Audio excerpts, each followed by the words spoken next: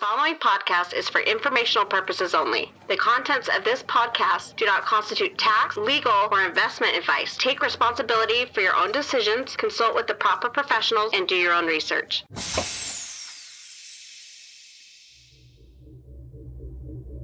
Because the graph is indexing all of that complex data. It's organizing it. It's creating new models with that data.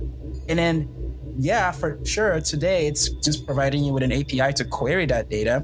But in the next few years, who knows what we're going to be doing with the graph as the back end. I firmly believe that the graph is just scratching the surface. And this is why Playgrounds is building on top of it.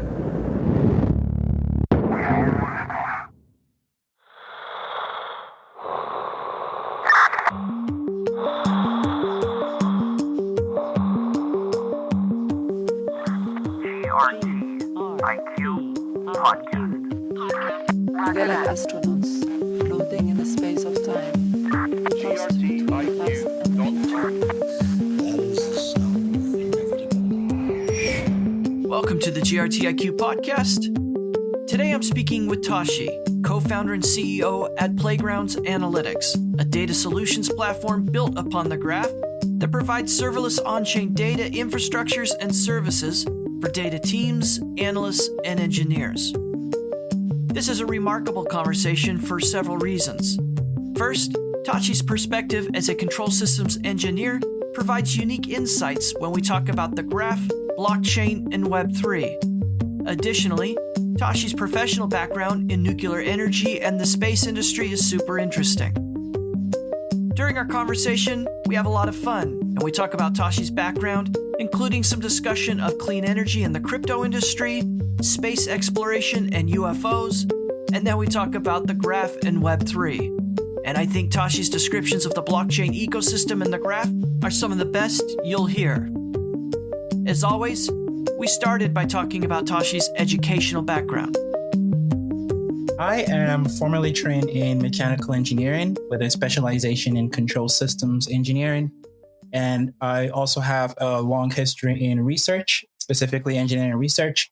Throughout my college career, I devoted my time and energy in research where I studied and developed sensors and electromechanical systems for the measurement and control of electrochemical reactions in low temperature environments.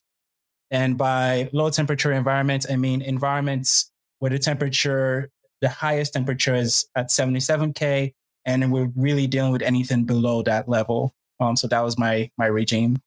And the focus of the research was to develop systems and environments to trigger electrochemical reactions and measure the heat fluxes or heat generated in those low temperatures with the objective of figuring out the maximum loading of palladium with hydrogen or its isotopes, and also figuring out trigger mechanisms to generate sustained heat production within those cells. So this is a highly technical degree with a lot of science, hardcore science, I should say. Can you give us some examples, and you alluded to there a little bit of what a control system might be, how listeners that aren't familiar with this might interact with one on a daily basis? Yeah, of course. So a control system is best described as a collection or a system of elements or individual electromechanical components that manages, regulates, or controls the behaviors of other systems or environments to achieve a desired result. So generally, this control is accomplished through the use of automated cycles or loops, which are designed to maintain a variable or a combination of variables at a desired set point. A really good example is your home's thermostat. You have your AC or your heater. And let's say you come home and you want your home to be a nice toasty 70 degrees at all times. Your HVAC system, which is short form for heating, ventilation, and air conditioning, essentially is your home's control system. It's made up of components that work together to keep the home at your desired temperature. So the purpose of your HVAC is to move air in the inside and the outside of your home and maintain, let's say, your 70 degrees desired temperature. And the way it works is quite simple. You would have a sensor that's placed by your thermostat where you type in the temperature that you want. And basically what it does is it measures the gradient, it measures the average temperatures and says, okay, The user wants my temperature at 70. If the temperature is above that, it means it's too hot. So it turns on the AC. And then, a lot of subsystems basically activate. There's a lot of heat exchange going on, and it drops the temperature down at 70 or a little bit below. If the temperature is below 70, it can do one of two things. Either turns off the AC or turns on the heater to raise the temperature back to the set point.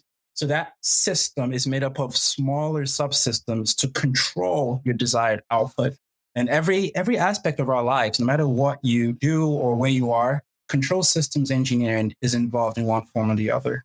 Well, Tachi, thank you for that explanation. That example is super helpful for me trying to understand exactly where we encounter these things. And I think you're a GRTIQ podcast first. I don't think I've had a mechanical engineering with a specialization in control systems engineering. So super excited to explore more about that and how you apply it in the crypto space. But before we get there, I'd be curious to know what you did following your education there. So what did you do professionally and how did you apply this education? So I've had quite an interesting career. I started out in the nuclear energy research, where I helped develop control systems and calorimeters to measure sub-milliwatt resolution heat fluxes in these reactors, or we call them cells. And what happens is you load it up with your hydrogen or deuterium isotopes, and then you trigger it and measure how much energy you're producing. And can you do it over and over again? I started my career in that research field, and I did that for a few years. And after which I made a significant pivot into the space industry, where I helped develop spacecraft and spacecraft instruments to find and detect water on the far side of the moon. So I worked on things like mass specs, infrared instruments, Raman spectrographs, and you name it. As long as it fits on a spacecraft, it allows you to measure those ultraviolet reflections that happens when water is present on that surface. So that's what I did for a number of years after making a pivot from the nuclear engineering field. This is all incredibly interesting, moving into nuclear energy and then into the space industry and eventually Web3. So got some follow-up questions for you as it pertains to your professional background. So nuclear energy is one of these very interesting things. And again, I know you had a very specific role, but did you ever give much thought to some of the debate that exists out there in the public as it relates to nuclear energy? Is it really the right ambition for us to pursue and use nuclear energy? Or are you somebody that kind of comes on the other side of that argument? That's a great question. I am a strong advocate for the research and development of sustainable energy, specifically nuclear energy. And I spent early part of my career in a private research company studying trigger mechanisms for, these fusions. And during my time there, I worked with a lot of brilliant engineers, physicists, and chemists in a pursuit of engineering small-scale fusion reactions and trying to determine ways to make it repeatable and reliable and safe. We worked with, loading cells with deuterium, where which basically is an isotope of hydrogen, and you pack it up into your cell, try to trigger the reaction, and see if you can do that in a sustainable way that can be used to benefit the world, people in our community. We're not the first to try this. We're certainly not the last. There will be many more people who will be trying to pursue this noble endeavor.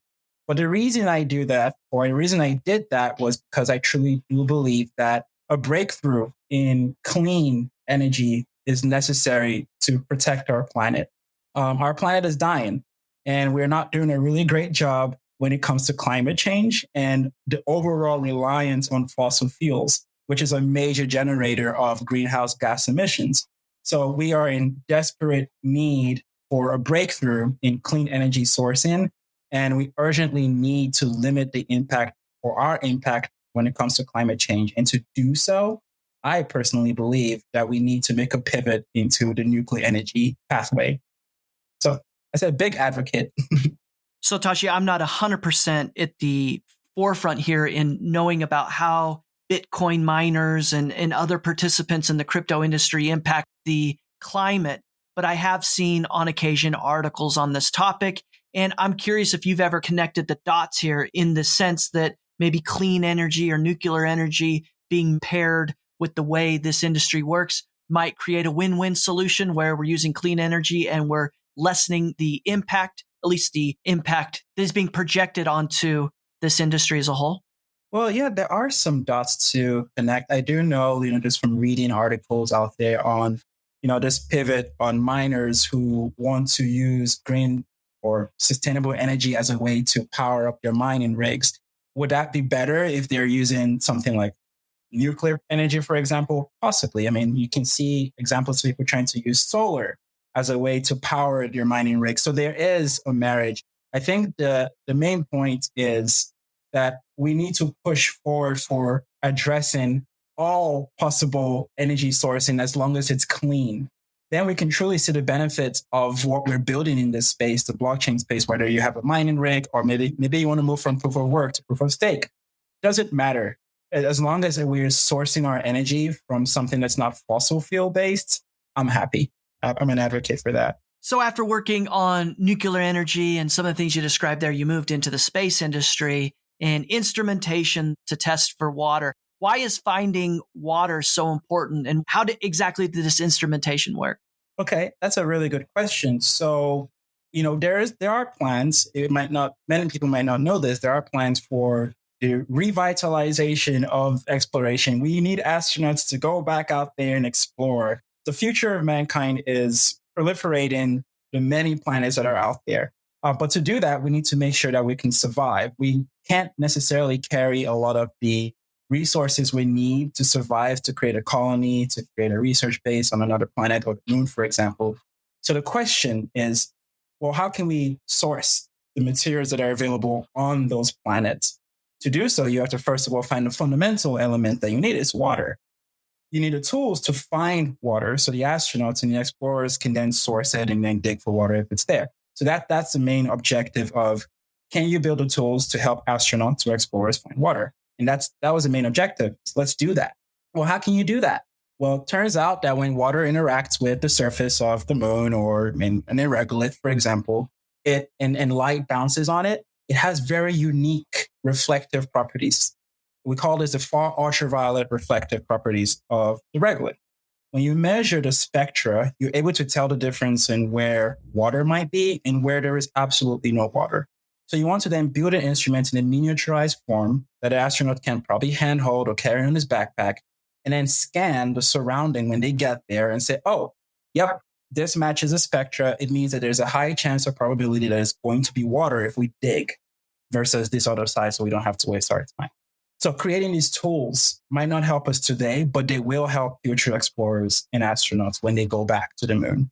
Well, there's a couple hot topics happening in the news in the United States right now. So for our international listeners, they may or may not know about this. But number one is there seems to be a renewed interest in going to the moon, which is a little bit of a head scratcher for a lot of people. We've been there. We've done that, right? I know there's people out there that have conspiracy theories that we never actually went, but presuming that we did, it does seem odd that there's this renewed interest in going back to the moon. So I'd be curious about your ideas about that. And of course, the second one is all this activity in Congress and in social media related to UFOs and taking a closer look at UFOs. So are these things you think about? Do you have interest in any of this stuff? Well, first of all, answer the re-emergence of the space industry, which I think is quite interesting. And it's very exciting because for the first time, I'm able to, check the news and see what SpaceX and Virgin Galactic are doing when it comes to the space industry. And I do believe that it's not just me personally, but it gives me and other builders in the space industry hope that there's still a curiosity on our place in the universe. Why are we here? What are we supposed to be doing here? We're all still dreamers, and that dream has never died. It might have seemed like it did for a short minute there, but it's still alive. And it reminds me of, one of my great inspirations is Carl Sagan. I watched him and watched Cosmos growing up when I was a kid. And, there's a quote that he famously said was, our feeblest contemplations of the cosmos stirs us. There is a tingling in the spine, a catch in the voice, a faint sensation, as if a distant memory of falling from a height. We know we are approaching the great mysteries. And what that really makes me feel is finally we are reawakening ourselves to explore these great mysteries of the universe, to explore those questions that we always wonder when we stare up in the stars and wonder why. And that's why I'm super excited about the re-emergence, the revitalization of the space industry. Now, when it comes to UFOs, I don't buy into conspiracies specifically. However, I do think it's a bit arrogant to believe that in the vastness of our universe, we are the only intelligent life in existence. Statistically speaking, it's highly improbable that Earth is the only planet with life on it. But that doesn't mean I believe in UFOs flying with spaceships on the planet. That's just how I see it. Yeah, understood. And of course, another major headline as it relates to some of these types of topics is the James Webb Telescope, which is starting to shoot back some incredible images. And again, kind of drawing on your background here, when you look at that, it must reaffirm some of the things you just said there about there's no way we're alone, but in addition, there's a lot more exploration to take place. Yeah, absolutely. When I started seeing the first images pouring in, the difference in quality, the difference in colors, it moves me every time because I am a dreamer. This is why I joined this field. It's to explore, and seeing those images is just so inspiring. And gives me hope that the future is exciting. We should explore. Well, speaking of exploring and trying new things, it seems to me that you were well on a pretty clear career trajectory there. You had great education, very specific focused. You were putting it to work. At some point here, however, you decided to move into crypto and Web3. So what's the backstory there? I'm just crazy. well, the backstory is, I would say I'm obsessed. It starts with my internal drive. I'm obsessed with solving really complicated problems. I'm obsessed with doing things that are meaningful, not just to me or my local community, but the world on a global scale. I want to do something that matters. And that's kind of what drove me into exploring Web3 and blockchain, because I do believe that the future is Web3. The future will be powered by blockchain in one form or the other. Everyone's lives will be touched by it. But we're not there yet. That vision I have on what the future will look like is still so far away, but I can't sit and wait for that future to come to us. I want to participate in building that future and building the bridge to get us there, which is why I had the conviction to jump into this new industry and apply my engineering background in any way I can to help us get there. I'm not the only one. There's many, many, many engineers and builders, but I want to join my friends and join my colleagues in building that future we all envision together. So when did you first become aware of crypto, and what were some of those first impressions? Oh gosh, 2016, 2017, I had a Binance account buying Bitcoin, XRP, ETH, all of the coins, most of which are no longer with us today, sadly. But that's when I got exposed to cryptocurrencies. But I couldn't really jump in, head first. I was really focused on my research. There was a lot of exciting work I was doing in the nuclear energy field, and I wanted to dedicate my energy into that. I was really busy. So I, dabbled around, read a few papers here and there, and just kind of disappeared out of my mind for a while. And then in 2020, I read a publication by Chainlink, Sergey Nazarov, and that sparked my interest. So what is this Chainlink and Oracle system that this guy's talking about? What does it mean by truth, definitive truths? Well, what are you talking about? And that's what really reignited my interest in this space fully. And I was fully immersed in the Link Marine culture, the subculture on crypto Twitter. And Sergey Nazarov is such an incredible communicator, and he does a great job in explaining the future of Web3, the impact of definitive truth. And that's when I really drank the Web3 Kool-Aid. And throughout my journey in studying Chainlink and smart contracts, I learned the importance of all of this and how we can use blockchains to create these truths and guarantees on transactions and ownerships and contracts and states, and the power of oracles and how they can bridge the off-chain world to the on-chain world. And of course, DeFi. All of that was just so powerful and so impactful in how I saw the future. And I just couldn't turn back after that. So as a one-time mechanical engineer working on problems in the nuclear energy space, I know what the impact on the world there is. And you mentioned you're driven by working on hard problems that you know will have an impact on the world. So in the context of nuclear energy, it's clean energy, it's a better environment, and maybe it gives this planet more runway to survive. When it comes to your next move into space industry, I also got a glimpse of the impact there, right? It's exploration, and maybe over time, this human species leaving this planet and going into other places. But then as we talk about Web3 then, what's the impact here? What's the impact on humanity? What's the problem that if this is solved, leaves the world in a better place? So short form answer, it levels the playing field and creates an equal opportunity for everyone, no matter your background, where you are on the planet, who you are, who your history is. Equal opportunity, level playing field. Now, long form answer, of course, this can be very philosophical if you want to, but we live in a very highly social civilization.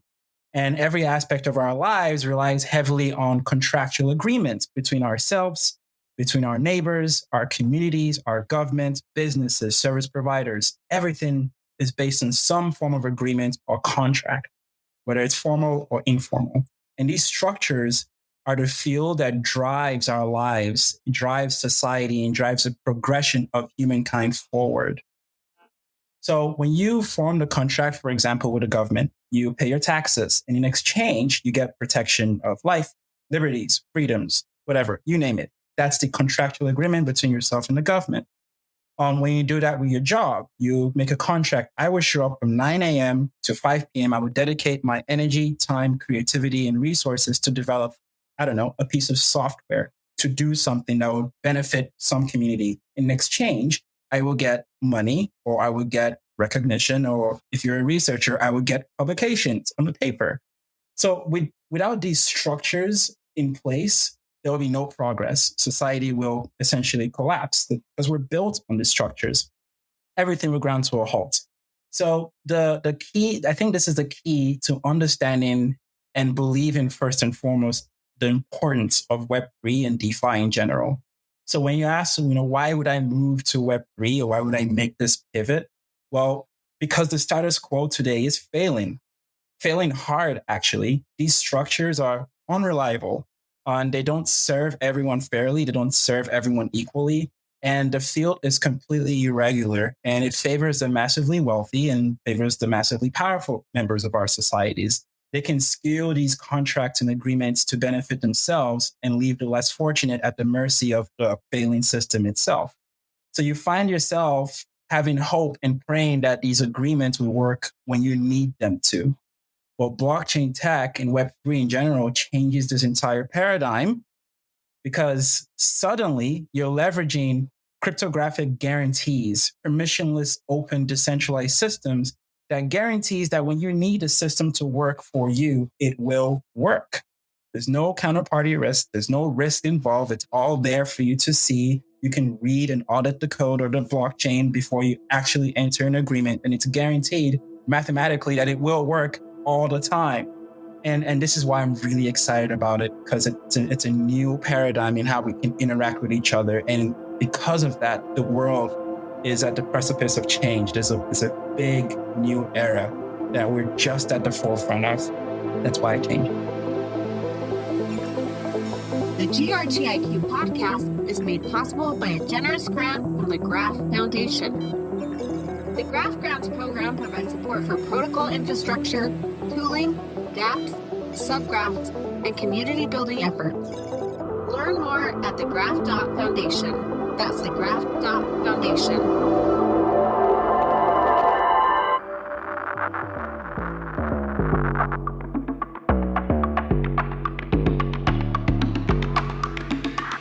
Hi, this is GRTIQ. I just wanted to thank you for listening to this episode and supporting the podcast. Each week, the GRTIQ podcast shines a light on the people working to build Web3 and the Graph.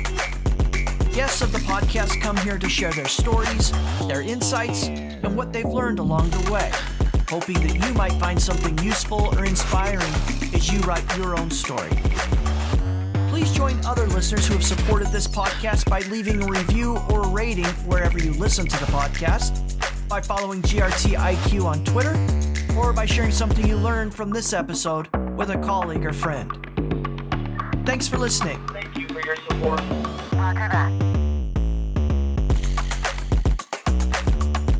So Tachi, I'd like then to use that control systems education and professional perspective that you have. I want to apply it then to the space we're talking about today, which is this relationship between blockchain, crypto, and then Web3. And I've asked this question before on the podcast, how people think about the interplay of these things, but never had the opportunity to talk to somebody who's built control systems and probably has a unique perspective on how these things fit together and support each other. So I'd be curious on your thoughts on this. Is this something you've thought about?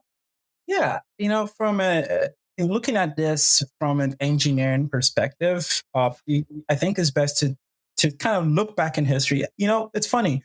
People laugh, but engineering we're really just historians. We apply history to create new systems to make the future better. So let's take a step back from Web3 and start at Web 1, the very first instance of the internet. And that revolutionized information transfer. So you have a server, and the server contains data, and that data is read on the client and, phone, computer, whatever.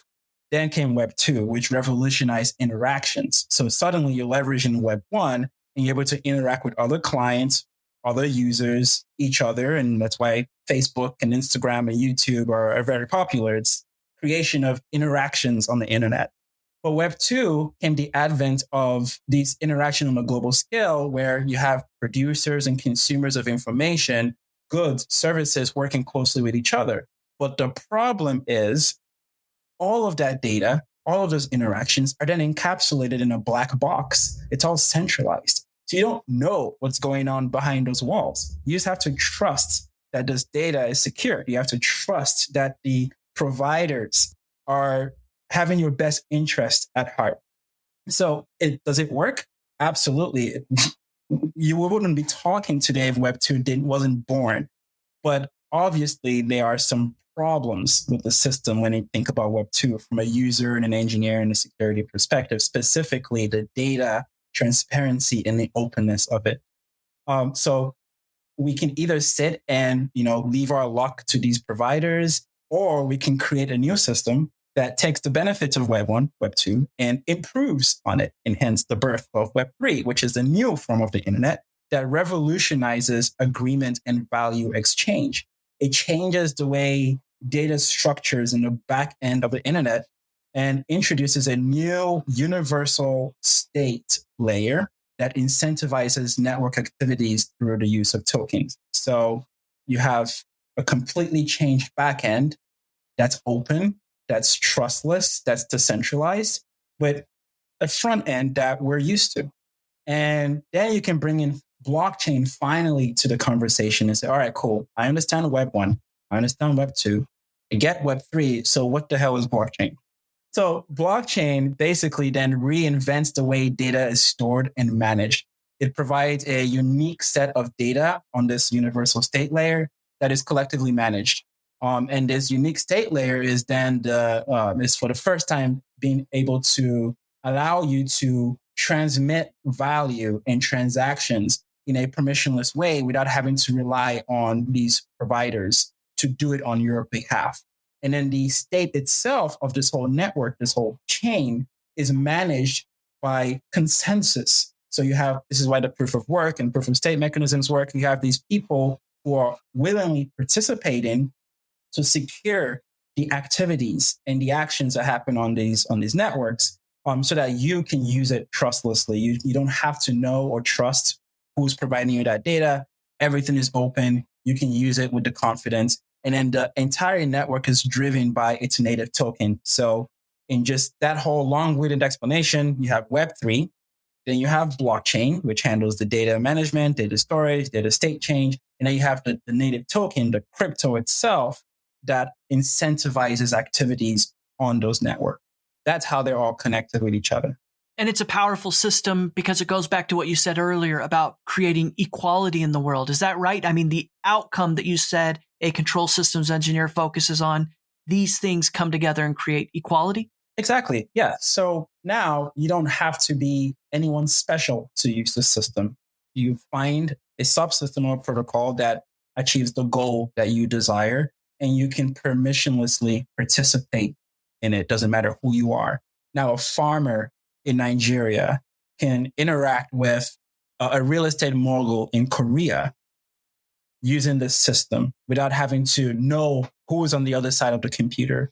He now has a chance to start a business on his own or her own with someone across the world. This is why I'm obsessed with Web3. It's a fair system for all. When you look back at your time working on nuclear reactors or space instrumentation, did you ever think now, boy, if we could go back and use blockchain technology in those prior industries, maybe that would have been more helpful? Have you seen opportunities where that technology would be helpful? Yeah. I think finally about, distribution and distributed computation. We're not there yet as far as the tech, but I do see the possibility of having distributed computation work in especially the physics field, like computational physics. I do remember, working with my colleagues back at, my research facility here in Texas and working with putting up servers to model particle surface interaction. So one of the projects I was working on was we have a spacecraft and we want to model how the particles in the atmosphere will interact with the surface of the craft when it's ramming through the atmosphere. And there's a lot to consider. There's thermal radiation, there's particle interference, there's this charged particles, non-charged particles, ionized particles. All of these are interacting with the surface of the spacecraft. And you have to model them sometimes on a particle level, not just blobs of particles. That's a lot of computational power on a small Intel PC or something. So I do wonder that eventually, we can have a global computer that can help process these models for us. And I'm excited to see that evolution in the application of blockchain in physics specifically, just for modeling. So I can call back and say, yeah, you can do some hard modeling now very easily. We're getting there. I think we're getting there. Okay, so you mentioned when you first became aware of crypto and Web3 and you started dabbling in it, you were busy at the time, but eventually you've made your way all the way here and you're working on Playgrounds Analytics. Let's go back in time. What's the path then you took into Web3? So I dove headfirst when I became especially obsessed with Chainlink. I think that was my Kool-Aid to get into Web3. It was the easiest way for me to see the immediate impact it could have in the world. I found the vision so compelling, and I spent a lot of time studying protocols and ideas in DeFi that were using Chainlink and listening to a lot of podcasts and reading a lot of articles on what the purpose of all of it is. And I think that's when I started truly seeing a future for myself in Web3, because it was not just cool, but it was impactful. People's lives could be changed in the snap of a finger. So throughout the DeFi summer explosion, I think that's when I was really into the Web3 ethos. And I made a lot of friends along the way. I was being immersed in the space. I'm not as vocal on Twitter, so I did more reading and private conversations than most people would do, on a CT these days. And in the summer of 2021, I discovered Olympus DAO. And everything changed when I learned about Olympus DAO. I was in the community all the time. The community is so magnetic in every sense of the word. And I was in the Discord, learning, asking questions, making friends, and eventually decided to join the DAO by participating in data and metrics team. And that's when I started learning how people interacted with on-chain data and the importance of clean, organized on-chain data for DAOs and members of the DAO. So I worked in the team to build an app, and that app eventually became what's known as Olympus Playgrounds. And that app, basically, I built it leveraging the graph. So I had a subgraph that was published on the Graph network, and I just built a simple Python app on top of that was reading the subgraph, querying the subgraph, and pushing the data into dashboards. And eventually built a simulator that was using live on-chain data for the simulations. And just like that, the community had an app that allowed them to not just see what was going on with the protocol, but also create simulations and simulate the outcomes when they take certain actions with the protocol before doing it in real life with their own money on chain. And that was a really eye-opening and I would say addicting experience, because after that point there was no turning back for me. It's night and day. You see the impact the moment you push your code. It's very addicting. Tachi, when I first got involved in Web3 and learning about the graph, Chainlink came up all the time, right? And I remember early on, some people were saying it's kind of a yin-yang relationship, the relationship between Chainlink and the graph, whereas, as I understand it, Chainlink pulls off-chain data and puts it on the chain. And as most of my listeners know, the graph will index and make blockchain data queryable. How would you explain that relationship? Yeah. So yeah, you are right. There's although they both do very similar things as far as handling data servicing, data provisioning, the graph is very unique in the fact that it's focused on creating this entire ETLQ process, the extraction, transformation, loading, and querying, that allows it to index these on-chain data, organize the chaos, and provides an easy query layer for you to read off the data from the blockchain. So in many ways, it's a read-heavy, read-centric system, whereas Chainlink is more of like an oracle system that allows you to, as you said, pass data from off-chain sources to the blockchain and vice versa. So there is some symbiotic relationships between both of them, but the graph is very focused on providing this ETLQ infrastructure or stack to get on-chain data into your apps. So you join Olympus DAO, you work on the data and metrics team and launch Olympus Playgrounds. Eventually, I have to imagine this took you to Playgrounds Analytics. What's the root and story as to how you took that initial work and created Playgrounds Analytics? Yeah, so the original idea of Playgrounds was, again, born in Olympus DAO. The idea originally was to build a data analytics app that had live data charts, data dashboards, and simulation environments that can provide quality education content for protocols. And that's when we realized how easy and cool it was to use the graph as an ETLQ process or layer to get that on-chain data that's pertaining to the Olympus protocol, the Olympus smart contract, through its subgraph, and push that data into the app. And shortly after launching Olympus Playgrounds with some of my friends and one of my co-founders now, Mugen, it became really clear to us that people need access to clean, transparent, and open data from the blockchain. So during our time on Olympus DAO, we found a lot of OMIs. That's the beloved name for members of the Olympus DAO community, referencing the app for the data dashboard. And that's when it clicked. Like, wait a second, why don't we just build more apps on subgraphs for really popular protocols that people are using today? And so with Mugen being the design genius that he is, he's able to spin up dashboards, and I'm trying to keep up with him and build backend code to push the code and the outputs to the front end. And soon after, we made friends with two of the most brilliant minds I think I've met ever, Thierry and Stouffer, and they are co-founders of Protean Labs, which is also a Graph grant recipient. And they're a Canadian-based company that designs open source data infrastructures and data access tools on the Graph network. And, we quickly realized that we shared similar philosophies and visions for the future of Web3, the Graph network.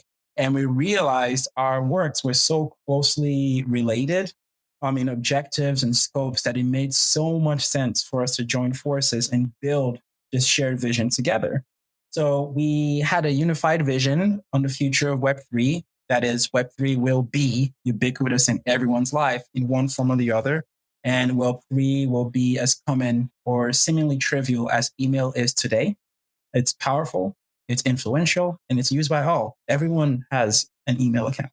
And we also knew that the Graph network will be instrumental in ushering that vision, making it reality.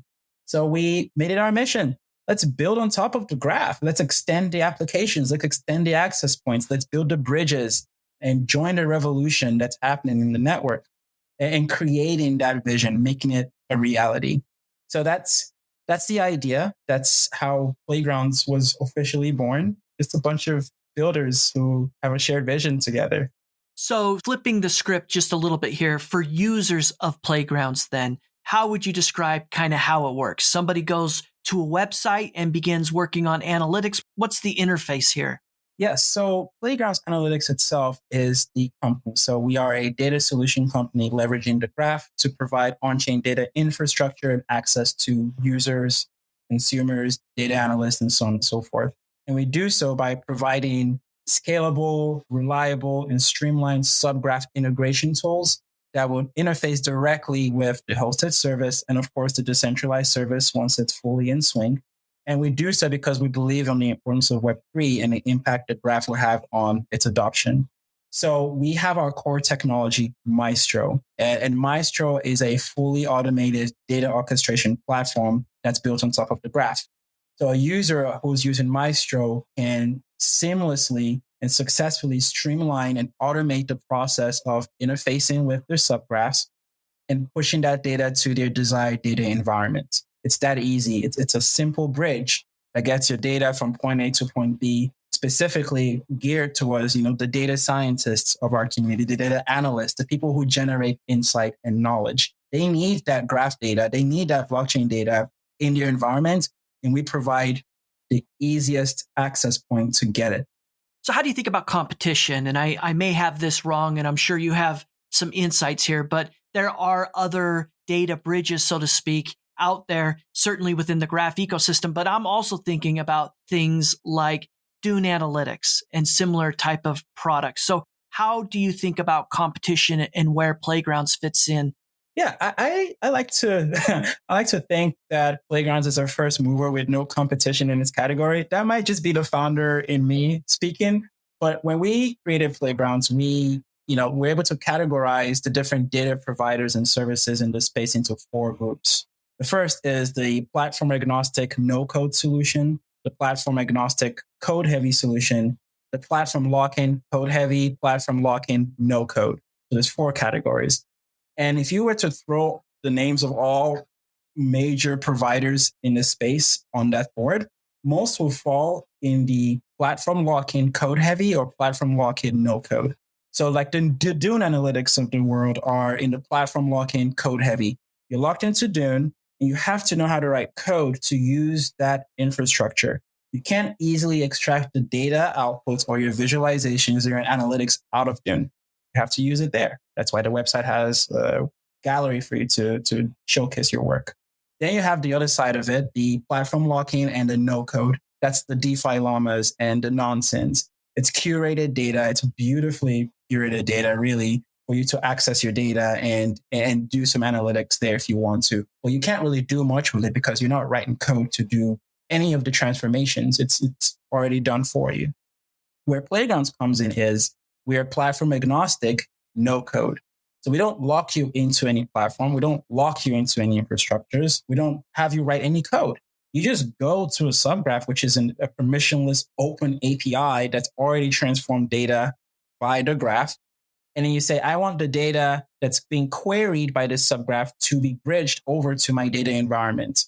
And I want to do it every day at midnight or every 5 hours or every 3 hours or however long you want that data to be synced to your data environment. And that's all Playgrounds does. We are middle layer agnostic, no code environment to get your data because not everyone has the time and resources to write code, to write SQL. Some people just need the data in their Google spreadsheet. That's what we're here for. I like to compare us to the 5 trend of Web3. We just build pipelines from point A to point B. Hi, this is Tachi with Playgrounds Analytics. If my conversation with the GRTIQ podcast has been helpful to you, please consider supporting future episodes by becoming a subscriber. Visit grtiq.com/podcast for more information. That's grtiq.com/podcast. GRTIQ podcast. Thanks for listening. Roger that. In your mind, where does data rank in terms of importance when we talk about this broader topic of Web3? Because, and I asked this question recently to Ryan Selkis of Basari, who was a guest of the podcast, there's a lot of topics that come up in the headlines, right? There's regulation. Is this a security? Is it not a security? And some of the securities laws in the United States. But sometimes data gets pushed around a little bit as an important talking point. Where do you place it in this bucket of important topics and issues related to Web3? Call me biased, but I think it's the very top all of it, because you need to decode and make sense of all of the activities, the transactions, everything that's going on the blockchain. It's all data. You need to figure out a way to get that data from there and put it in a place and make sense of it. So it's the very top, in my opinion, the most important of all of the challenges. I'm not saying the others are not important, but I do think that those problems cannot be solved if you can't make sense of the data that would help you solve those problems in the first place. So I do believe on the blockchain, to reliably solve these challenges, we do need to streamline data access. And that's why I'm in this space, really, specifically data provisioning. You mentioned in the early days before Playgrounds came along, you were working at Olympus DAO on Olympus Playgrounds, and that's when you first became aware of, or at least using the graph. Can you take us back in time to when you first became aware of the graph and what some of those original impressions were? Yeah, I first came into contact with the graph in 2021. I learned about the GRT token. I studied docs, watched a bunch of YouTube videos. I think I earned some GRT with Coinbase Learn. There was a video you could just watch, like 4 or 5 slides. You get like $1 or something in GRT. It was great. It was like perfect gateway drug, in my opinion. So I was fully immersed in the graph, and I really got into it, building Olympus Playgrounds app. At that point, I've gotten the prerequisite knowledge that it exists. Let's use it to build this app, because I think it's going to do the job. And it did. So someone who's so committed and passionate about solving problems related to data, how important of a tool for you in the type of solutions you're trying to create is the graph? How important is it to you? I think to first answer that question, I'll take a step back and reiterate the importance of Web3, because this is where the graph really shines. So, Web3 itself is essentially the new internet, as we know. And Web3 comes building a global network where new ideas and new infrastructures, open source code, on-chain data could be built in a permissionless and open interoperable way. And what that means is builders are able to create open source decentralized applications, or we call them dApps in this space. And dApps are the counters to the centralized versions that we become used to in Web 2. And essentially, these dApps basically are systems that are interoperable with each other. And as a result of this interoperability, you have the systems built on top of the blockchain, comes convolution, comes chaos, comes a lot of data being streamed onto the blockchain. And how do you, or me, or anyone access data that's relevant to them or their businesses or their service if there's no infrastructure in place to easily sort through all of those data points? That's a big mess. And this is where the graph really shines. The graph essentially is a network that facilitates the creation and the functionalities of dApps. So using the graph, a builder such as myself or yourself can index completely complex encoded data on the blockchain, perform the transformations you want on your subgraphs, and then create an access point via an API so that you don't have to do any extra work to figure out what your data means. It's already packaged for you. Just query it and take that data to where you need it. And the graph is doing a phenomenal job in solving this. I think it's critical infrastructure for Web3, the future of Web3, and accessing data generated in Web3. So, from a slightly technical perspective, you can think of the graph as a full stack decentralized protocol that makes it easy to interact with on-chain data on Web3. And for anyone needing organized on-chain data can simply access it using the subgraph APIs.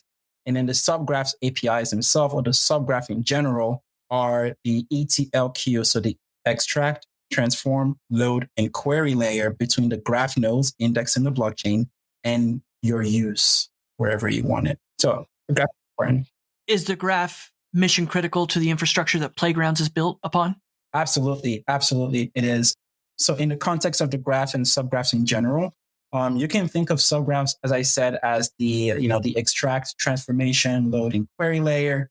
Playgrounds, or Maestro specifically, is an enhancement on the query layer, the Q in the ETLQ. While subgraph APIs are perfectly suited for feeding data into decentralized applications, it's not necessarily perfectly suited for advanced data science environments. And this is where Playgrounds Maestro comes into play. Maestro is an interface that extends where your subgraphs can deliver data to. So all of our tools at Playgrounds, all of our technologies, everything we build are designed to be organizers, orchestrators, integrators, and most importantly, maestros that play the symphony of on-chain data from point A to point B. And we just simply tell the interfaces and the access points and the data where to play, where to go, and in perfect harmony, they follow our instructions. That's what we do at Playgrounds. I'd love to get your opinion on something that's come up on the podcast multiple times now. I'm thinking about interviews where guests have mentioned that the graph has a future much bigger and brighter than just indexing and querying blockchain data, that it could be itself a platform upon which people could build. I recall conversations with guests talking about the utility of subgraphs and the things that can be built from there. Have you thought much about this? I mean, do you think that that's true? Have you had ideas about much more to come in what this protocol can do as it evolves? Yes, it is. It is indeed just scratching the surface. I would say, I believe when people say the graph is like the Google of Web3, there's a lot of weight and gravity to that statement, because Google is more than just a search engine. Google, because they're able to provide well-organized index data, can generate new types of paradigms, new types of applications, new types of services. It's not just emails. It's not just YouTube. Actually, a simple way is just say, imagine everything Google can do today and Google does as far as technology. And then just say, can the graph do that? And the answer is yes, because the graph is indexing all of that complex data. It's organizing it. It's creating new models with that data. And then, yeah, for sure, today it's just providing you with an API to query that data. But in the next few years, who knows what we're going to be doing with the graph as the back end. I firmly believe that the graph is just scratching the surface. And this is why Playgrounds is building on top of it. Is there any exciting news or information coming about Playgrounds, and how can listeners learn more if they want to get involved and begin using all this incredible stuff you've been talking about? You're asking me for alpha, my friend. I am. Well, there's lots of exciting developments being released. We launched the Maestro closed beta August 1st, and this gives early users access to Maestro's platform. And you're able to, test out our pipelines, test out the graph, get addicted to the graph, really. And we also have some exciting news regarding Maestro's integration with the decentralized service. Once the hosted service is fully sunset, everyone will find out once we're ready to publicly announce. And of course, we have some exciting news on our approach to GRT management, where I guess this is the real alpha, where you don't have to worry about the complexities of dealing with GRT when the hosted service is fully sunset next year. But that's all I can share. Otherwise, my CTO and COO will have my head. So stay tuned for announcements when they're ready. And what's the best place to stay in tune? We have our website, playgrounds.network. We also have our Twitter, Playground0x. We have a Discord where we love to talk to community members. You want to build, join us. I'm there every day in the Build with Friends voice channel. I share my screen and I write code all day. So join us there. So let's return to that perspective you have as a control systems mechanical engineer and now apply the graph. You so eloquently described a control system perspective of blockchain, Web3, and crypto. What about the graph? How do you think about that as a mechanical engineer with a specialty in control systems? So I think the graph is a pretty elegant system with a clear output objective. It has well-defined subsystems and operators driving it, keeping its feedback loops tight, keeping the desired output reliably generating the correct data points that a user needs when it's queried. So, in the context of the graph, you can say, okay, what are the subsystems in this system? You have the consumers, you have the indexers, the curators, the delegators.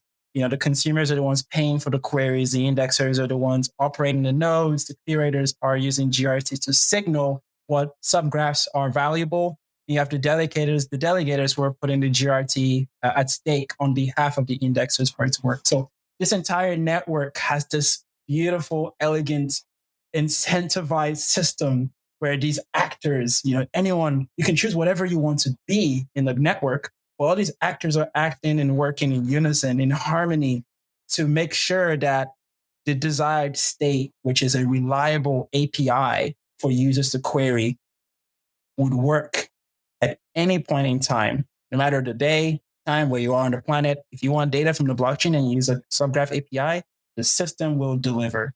It's quite beautiful, honestly. Well, this might be an oversimplification, but when we talk about data, oftentimes we're talking just about an economic problem, meaning there's the supply side and the demand side. And everything you've said to this point during our interview today has spoken very well about the supply side and the types of problems that these different entities, including Playgrounds, is solving. So my question would be on the demand side. Do we need to see more consumer demand or interest in accessing data? How do you think about the demand side from the consumer of data perspective, and how do you see that changing over time? I see the demand side, or the reliance on the graph, as something that will continue to grow. It might look linear today, but I believe it will be exponential, especially if we do believe that the future that we've stated so many times in this podcast are true. That Web3 will be ubiquitous to everyone's lives, and everyone is going to be touched by blockchain tech. And that data and everything that you want from the blockchain will be provided by the graph. Well, the graph is not the only data provider in this entire ecosystem. There are other data providers. But I believe the graph is the easiest and the lowest barrier to entry to getting on-chain data. And as a result of that, the demand will always be high. I could also nerd out from an engineering perspective. In thermodynamics, we talk about when you have the ground state, you have a system with the lowest chaos, the lowest volatility, energy would want to flow to that area. Energy flows from a state of high volatility to low volatility. Energy or demand will flow from the more difficult, more volatile system to the easiest, more steady system. In this case, would be the graph. I'm not worried about the demand. As a matter of fact, I think we'll see a nice influx, specifically next year when a decentralized service is in full swing, as people realize how easy it is to use the graph to get the data in a streamlined way. Well, Tachi, now we've reached a point in the podcast where I'm going to ask you the GRT IQ 10. These are 10 questions I ask each guest of the podcast every week to help listeners learn something new, try something different, or achieve more. So are you ready for the GRT IQ 10? Let's go. The GRT IQ 10. This is the way. 10 questions for astronauts floating in space. What book or article has had the most impact on your life? The Alchemist. I read it once every year by Paulo Coelho. Yeah, that book comes up multiple times. It's a very popular suggestion. I'm starting to see a theme develop there. How about movies? Is there a movie or a TV show that you think every human should be required to watch? Blade Runner or Ghost in the Shell. My name is Tachi, which is short for Tachikoma, and it's a character from Ghost in the Shell. So that should tell you how obsessed I am with Ghost in the Shell. How about this? If you could only listen to one music album for the rest of your life, which one would you choose? Anything by Daft Punk, really. But if I had to choose, Random Access Memories by Daft Punk. It's my favorite album. What's the best advice someone's ever given to you? Always pursue what is meaningful, not what is expedient. What's one thing you've learned in your life that you don't think other people have learned or know quite yet? Always assume that the person you're listening to knows something you don't. Always favor listening over speaking. What's the best life hack you've discovered for yourself? Have a standing work desk and good noise cancellation headphones, and it's 10x my improvement since starting Playgrounds. And also get an hourglass and break up your difficult tasks into time blocks. Based on your own experiences and observations in life, what's the one characteristic or habit that you think best explains people finding success in life? Resilience. And then the final 3 questions, Tachi, are complete the sentence type questions. The first one is, complete this sentence. The thing that most excites me about Web3 is? Leveling the playing field for everyone. If you're on Twitter, then you should be following? Vitalik Buterin. And finally, complete this sentence. I'm happiest when? I'm building with my co-founders and friends. The GRT IQ 10. After this, I show you how deep the rabbit hole. Tachi, thank you so much for your time. You've been very generous, and a lot of your answers have been super illuminative, and I really enjoyed hearing your perspective and learning more about what you're doing at Playgrounds. If listeners want to stay in touch with you and follow your work, what's the best way for them to stay in touch? You can follow me directly on Twitter at 0Tachikoma. That's Tachi. And you can also join me at Discord. If you find the Playground's Twitter account, you can find our Discord server. And I'm always there building and happy to chat with anyone about the future. This has been a production of the GRT IQ podcast. For more information, including detailed show notes, visit grtiq.com/podcast. That's grtiq.com/podcast. Please consider contributing to this project and helping build the community by subscribing and leaving a review. GRT IQ Podcast.